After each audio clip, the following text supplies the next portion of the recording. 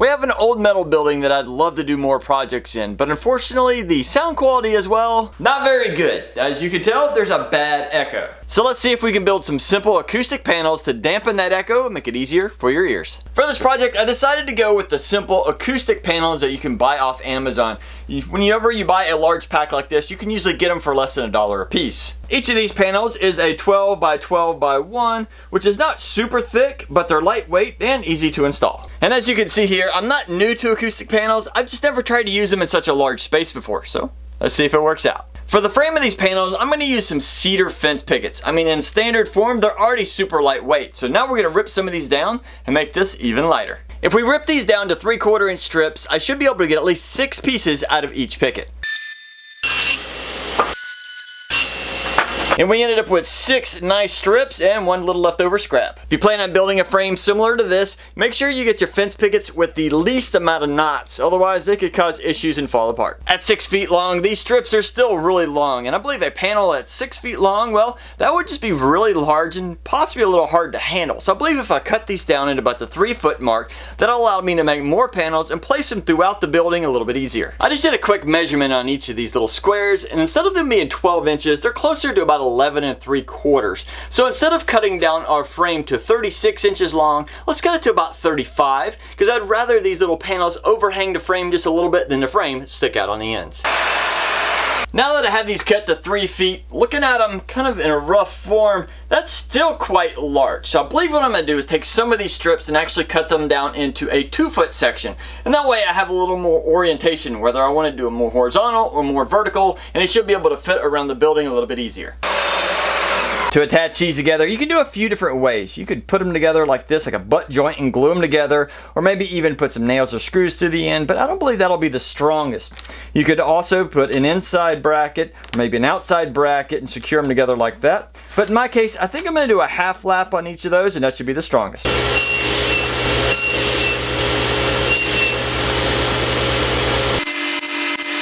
Now these pieces fit together a lot nicer. And yes, these aren't perfectly flush, but that's okay. Once we glue everything together, this is going to be hidden anyway, so I'm not worried about it. And to hold everything together, we're going to use some glue and some brad nails. You don't have to have brad nails, you can just clamp it together and the glue should hold it after a little bit.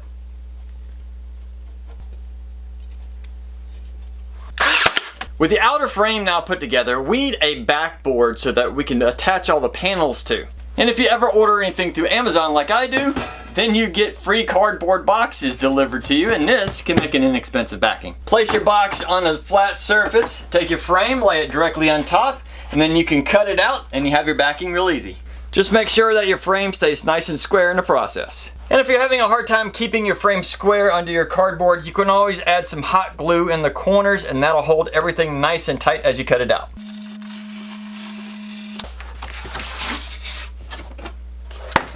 I'm also going to add some brad nails around the perimeter here just to make sure the cardboard doesn't fall off. For each of these panels, we're going to need a total of 6 of these squares, and I'm going to alternate them, so I got 3 red and 3 black. I'm also alternating the way they lay to hopefully catch as much sound as possible. Now, if you do make these panels and the frame is just a little bit oversized, that's okay. Get some black spray paint and just paint around the perimeter here, and that'll help everything kind of blend in. And to hold each of these panels in place, I'm just going to carefully roll up one side. We're going to add some hot glue in a few locations just to hold everything down. And then we'll just roll this back. Hold it there for a few seconds, and it should be good to go. Now with the panel basically done, we need to figure out a way to attach this to the wall. You can just screw right through the wood here straight into the wall if that's what you like. I'm probably going to add some French cleats on the back because that's just me and I like to move stuff around, but that's totally up to you. Now one panel is not going to make that much of a difference. I got to make a bunch more of these and then we can test it out. After a bunch of work, we have several of them here, several of them currently out in the metal building. So let's go out there. We're going to do some tests ahead of time to see exactly what it sounds like. I'll install everything and then we'll do some after tests and hopefully there'll be a difference. Test 1, no panels up. Test 1. Alright, we got the panels up.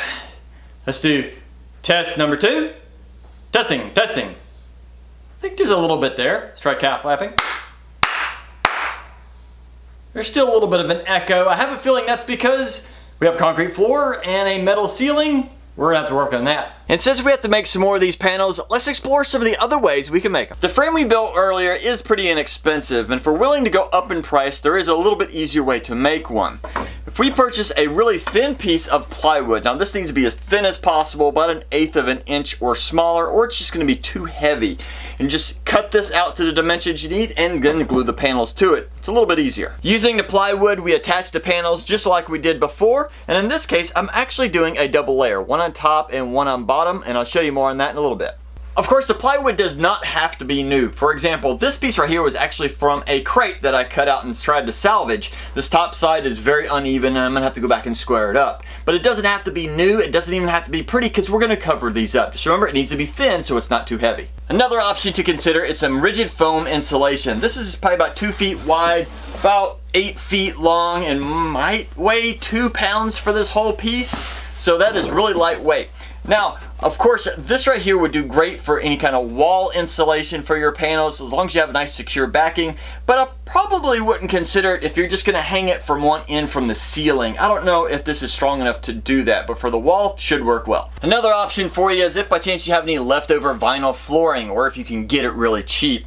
You can attach your panels to this, and this is great, specifically if your wall's not gonna be even. This is going to conform to it a little bit easier. Now, I probably wouldn't recommend to the ceiling, because, well, it's just gonna go limp, but on your wall, this should work great. If by chance you're interested in making some self-standing panels, you know, ones you can lean up against the wall and they won't fall over, I'd consider getting 1/4 to 1/2 inch plywood. Now, of course, the thicker it is, the heavier it'll be, but you can set these up against the wall or lean them against something whenever you need them, and it's less likely for them to fall over. After taking some of the foam and installing some of these panels, I realized there is actually a way to hang this from the ceiling. Instead of hanging the panel in a vertical fashion, but instead hang it in more of a horizontal fashion, you know, hanging down from the ceiling, we can do a piece of cord going through 4 locations in each of the corners.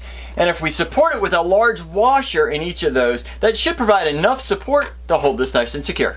And here's what the panel looks like on the vinyl flooring. You can see just how flexible it is, and I'm sure it'll work great going over whatever we need. I also installed just some simple hooks on the top so we can hang it wherever we want. After spending a lot of time up there in that heat, hanging everything up, let's go test it out. All right, test 3.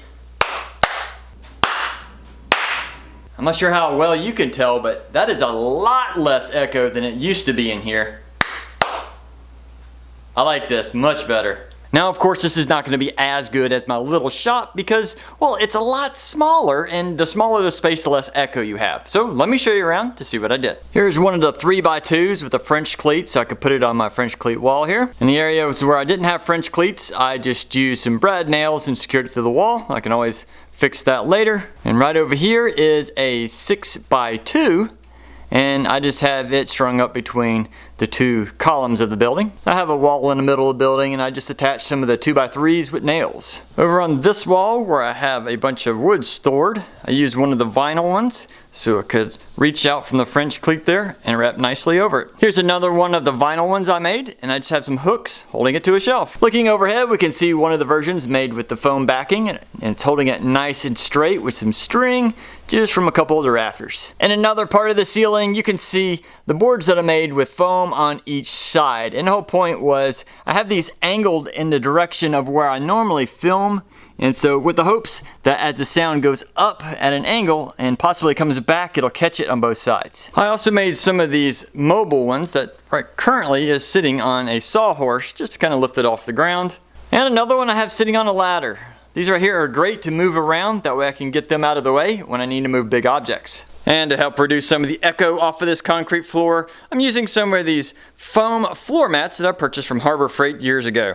Now these don't do nearly as good as carpet would, but I don't have to worry about them getting dirty. And one more option for you, depending on the size of your shop, if it's a little bit on the smaller side, you could always get some curtains and drape them across your area, particularly a back wall, or just maybe cutting your area in half just to make that space a little bit smaller, and this will definitely help absorb some of that sound. Now, of course, my building is a little too big to put some of these up, but you know what? I still might use these on occasion, so don't rule them out. But curtains, definitely a good way to help. And just in case you were wondering, you can make really big panels of these. For example, these are left over, and you can see I'm missing a few at the bottom there. There's some extras I had. So put them on this 4x8 sheet. So you can do that. But I I do highly recommend putting some kind of a brace on the back. For example, this is just like a 1x1 that I trimmed down and put all the way from the top all the way to the bottom, and that gives this a lot of support. Otherwise it'll probably warp on you. I hope this process gives you a bunch of ideas that you can do in your shop to cut down on some of that echo. So now it's your time to get out in your shop and have fun.